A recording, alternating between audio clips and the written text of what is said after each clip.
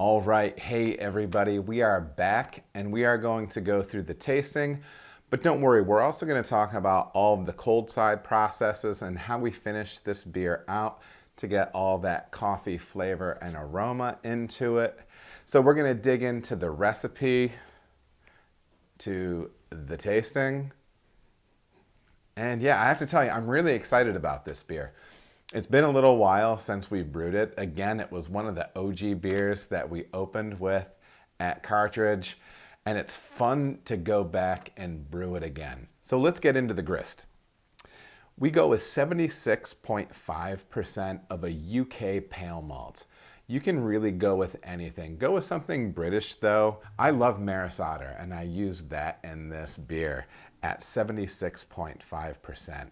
I think it lays like a really nice deep malt base for this beer. And it's not just like a white bread. You get like a nice toasty, nutty thing out of it. It really is one of the more complex base malts to use. And then really we have a whole bunch of things at 5.9%. 5.9% crisp amber, 5.9% crisp brown malt, 5.9% wheat malt, and 5.9% Wyoming Cara Munich. I mash all those grains at 154, and I'm looking to get a little bit more residual sweetness out of it, and that's why I'm pushing that up, and also trying to push the body up a little bit.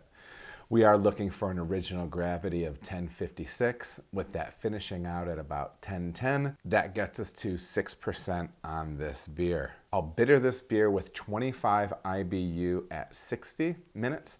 I would recommend using a hop like Warrior or Magnum, something clean, something that won't give you like any harsh bitterness, kind of a low cohumulone. The lower that cohumulone percentage is on your hop spec sheet, you'll get a smoother bitterness out of that, and Magnum and Warrior are great for it. The reason I don't have any other hops later, 20 minutes or anything like that, 10 minutes left in the kettle, is I'm not really looking to push hop flavor with this beer. I really just want to feature the coffee that I'm going to be using later, and I'm trying to build an interesting malt baseline here with some already built-in coffee type characteristics. Amber malt and brown malt have some of that without giving a ton of color, and that's why I'm using those malts in this beer. Before I go too far, I also do want to mention my water profile. My finished water profile for this is, again, I'm adjusting with phosphoric acid food grade in order to pull my pH down. I want to hit about 5.3 to 5.35 in the mash, and I do adjust down the pH of my sparge water to 5.5. I like to get about 110 parts per million of calcium in this beer, 37 parts sulfate, and 169 parts chloride. I will ferment this beer out with either an American ale yeast, a British ale yeast. I've used both dry 05 and 04 for this, Saf Ale Fermentis. I've used both, and I don't notice a massive difference with this, and it could be because of the elevated amount of coffee character that we end up getting in this beer. So it might kind of stomp out some of that yeast character. I do like to start off fermentation at 67, and I will let that temperature creep up like close to 71 later to help kind of encourage that beer to finish out in a vigorous fashion. Now here comes the interesting part with the coffee.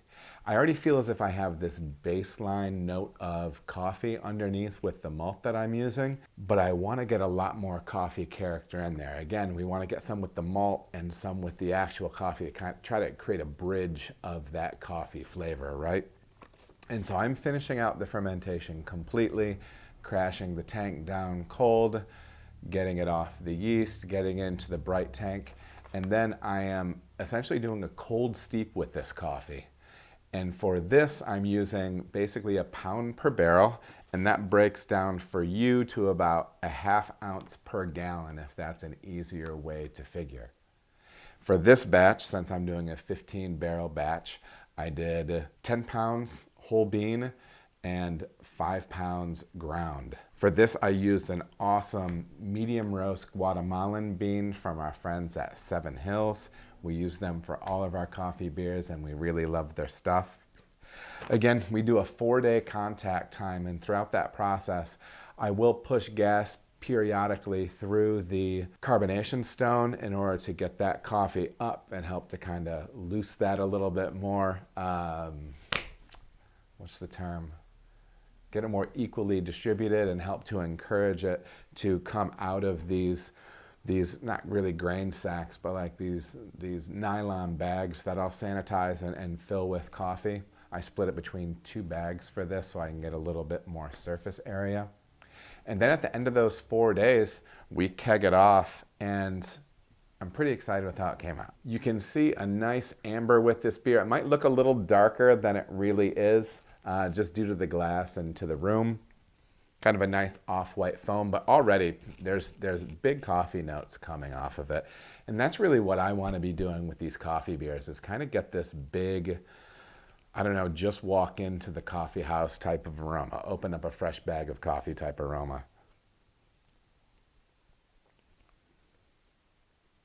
I would say kind of a medium high coffee aromatic coming off the top. And how I like to build this beer is I like to have a little bit of caramel in that beer, a little bit of those interesting coffee-like malts between the brown malt and the amber malt, that nice richness of the maris otter, that nuttiness, that toastiness, and you really get a really nice, well-rounded beer. This beer isn't overly bitter because I think it would actually compete with the coffee and lean it out too much. I want a little bit of a sweetened impression with that. If I wanted to go more bitter, I could go up to 30, but I feel like it might take the kind of the richness out of the coffee. I find that sweetness for me is really a magnifier of the other flavors around it. I'm really pleased with how this turned out. I think it's definitely coffee forward, supported with the baseline coffee notes from the malt and some of that nice crystal malt that we have in there, kind of filling out the rest of that coffee palette. Because remember, so much of us, when we go to Starbucks, we're not really buying coffee. Most of the time we're buying dessert. There's some really sweet beverages that are sold there.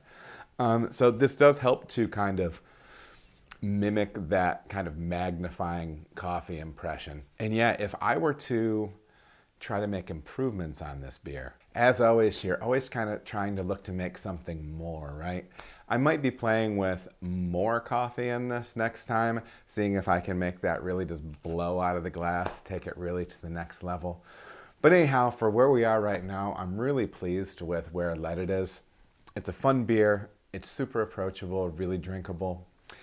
I hope you got a lot out of this brew day and recipe breakdown. If you have any questions, please drop them in the comments below. And if you're enjoying the content, give it a like, a share, email it to all the people you know that might like listening to me. Anyways, thanks so much. I hope you have a great day. Bye.